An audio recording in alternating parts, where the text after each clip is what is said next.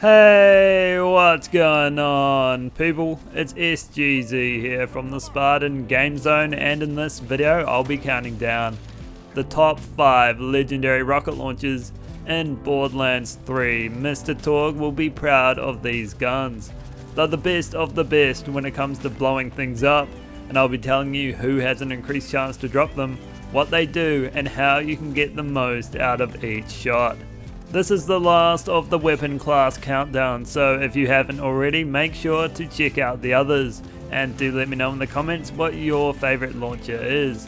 But before the countdown begins, I'm happy to announce that today's video is sponsored by Raid Shadow Legends, a stunning mobile game with virtually endless ways to play, that you can download for free right now. When you want a break from looting and shooting, Raid is the perfect game to dive into on your mobile device, and you can even play it on desktop too. With over 500 unique champions, there's the perfect one just for you, each with their own individual skill trees. There's so many factions, each with their own distinct look and feel, and I can't wait to go into battle as one of the lizard men. Within the last couple of weeks, they've added a load of new updates. They've just added champion fragments, which let you collect pieces of champions that you can use to summon specific awesome champions, with special events running all the time. There's also a new bazaar where you can load up on high value items with the gold bars you win in Tag Arena, and they just extended the daily login rewards up to 270 days, with free champions available just for logging in. It's been a crazy month for updates, so there's never been a better time to start. If you're new to Raid Shadow Legends and want a huge head start, make sure to click on the links in the description, and you will receive 100,000 silver, 50 gems, 10 mystery shards, and 1 free champion named Hexweaver. Hexweaver is a powerful champion that you'll want in your lineup. When you log in, you'll find all that treasure here, but only if you get in quick, as the offer expires in just 30 days, and maybe I'll see you there.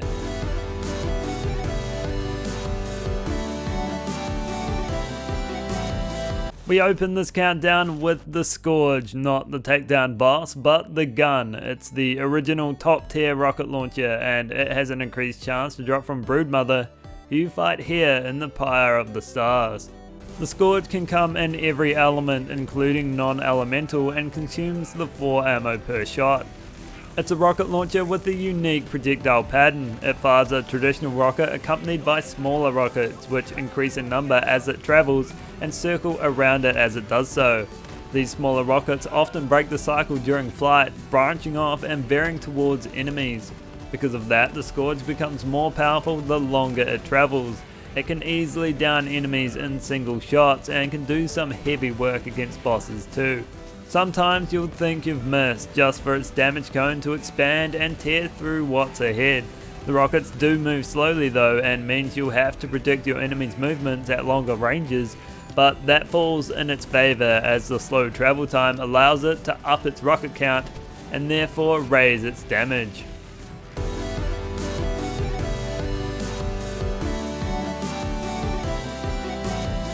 At number 4 is the Globetrotter, the newest launcher to grace Borderlands 3's battlefield. It can only be dropped from Scorch the Invincible, the final boss of the Guardian Takedown. The Globetrotter is a COV launcher that can come in every element, and because it's manufactured by COV, it fires explosive blades instead of rockets. It fires 6 of them, which form a wall of destruction as they tear towards your enemies. On impact, they don't explode, rather they tee up for another hit, launching themselves into the air and slam dunking back down into your opponent. It epitomizes the term bladed fury. If some blades miss their targets, they won't stop there. They'll continue circling around, bumping into anything and anyone. Because of that, the Globetrotter has a higher chance of downing you than other launchers, but it's definitely worth the risk.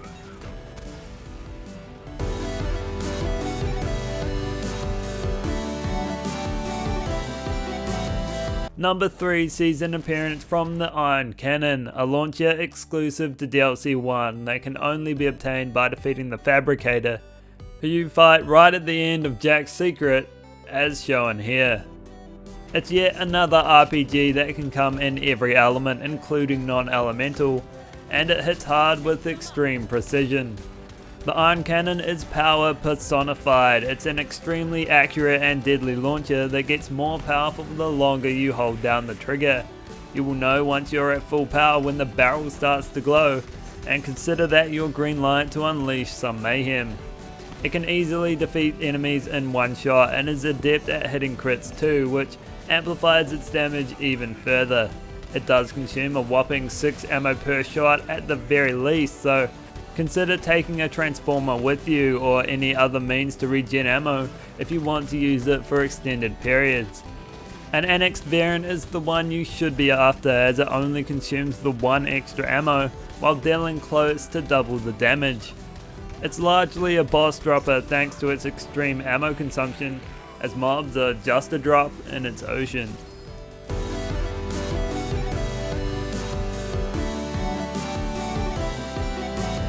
At number 2 is the Plaguebearer, one of 2 launchers added to the base game as part of the Mayhem 2.0 patch. It can only be obtained from the Warden when on Mayhem 6 or above, and you can find him hanging out around here in the Anvil. The Plaguebearer is an alien barreled elemental launcher that can come in all of the elements. It consumes 3 ammo per shot and fires a large orb similar to those of the Lob. They deal splash damage of course and cause a singularity where they land. From this void, projectiles are summoned which target any surrounding enemies. The Plaguebearer is unrelenting, infecting everyone with massive amounts of damage. If the initial shot wasn't enough to make your enemy crumble before you, the homing projectiles will ensure they meet their maker. There's simply no escaping it. Each shot opens a void to another dimension, sucking your enemies in while it welcomes them with a barrage of Merv grenades. Its secondary effect makes it great for mobbing, and it has no trouble with bosses either.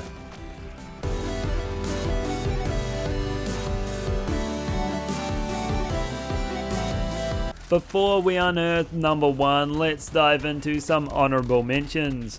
The first honorable mention I'll be covering is the Freeman, an Atlas rocket launcher that can only come in non-elemental and can only be obtained by defeating the Warden, again who you can find here in the Anvil.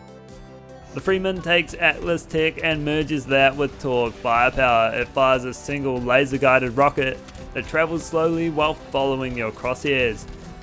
It's a cool effect that you can use to ensure that every bullet hits your target. Enemies can't hide behind cover or dodge your attacks. All you need to do is recalibrate your aim and the Freeman will do the rest. It deals surprisingly very high amounts of damage, destroying enemies in single shots, making it extremely good value for ammo. It also has a quick semi-automatic fire rate that you can tap into whenever you feel like upping the carnage. Another honorable mention is the Plumage, a DLC 3 exclusive launcher that can only be dropped from Rendon-esque, who you fight here in the Blast Plains. The Plumage is another non-elemental only Atlas launcher, but instead of firing a single laser guided rocket, it fires 8 of them that home into any target that you've painted with tracker rounds. All you need to do is paint the landing spots and the rockets will do the rest, setting course for your enemies and dealing good chunks of damage. It's always great when you don't need to worry about aiming, and the Plumage is the essence of that. Like the Freeman, it only consumes the 1 ammo per shot, meaning you can use it for long periods, and it's at its best when the rockets home into critical points, which they often do. It's perfect for mobbing when you can target multiple enemies with a single tracker grenade and send the clusters of rockets out one by one while you watch the crowd thin away. The last honorable rocket launcher I'll cover is the Yellow Cake, the former Kingpin, head honcho, top dog, a rocket launcher exclusive to the Cartel event that drops from Fishslap, Tyrant Smallums, and of course Joey Ultraviolet.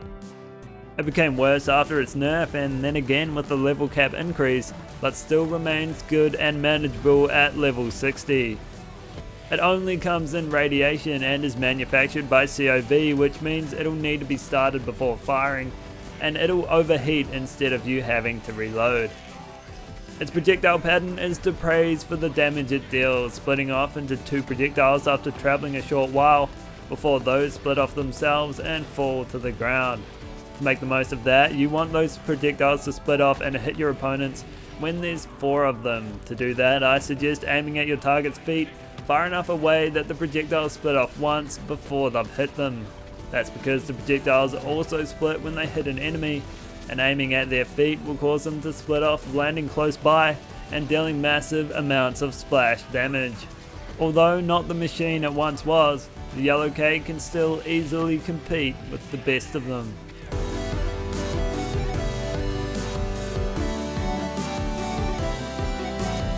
We're finally here at number 1's doorstep. Ring the bell, and who answers? The Backburner does, an alien barreled launcher which can come in any element and can only be dropped by the Agonizer 9000 when fighting on Mayhem 6 or above. The Agonizer 9000 can be found at the very end of the guts of Carnivora. The Backburner fires a single slow-moving elemental orb that, on contact, produces a singularity that will sprout out smaller orbs, which rain down and are responsible for its heavy damage. It's a very similar effect to the Plaguebearer, but the successive orbs don't home in on targets, and instead hammer the area around the blast site, resulting in higher concentrated damage. Each shot consumes 3 ammo, but definitely deals more than that worth of damage. The radius of each blast is large, wide enough to kill multiple enemies, and because the bulk of the damage comes later, if you're Zane or Amara, you can ensure you're moving fast, so you can scale up the pain. It's great to pull out if you feel like ending all competition, and every Vault Hunter will find it to be a prize in their collection. So that's all for this video. I hope you enjoyed it and learned of the 5 best legendary shotguns in Borderlands 3. If you did, consider dropping a like or subscribing, and I'll catch you in the next one.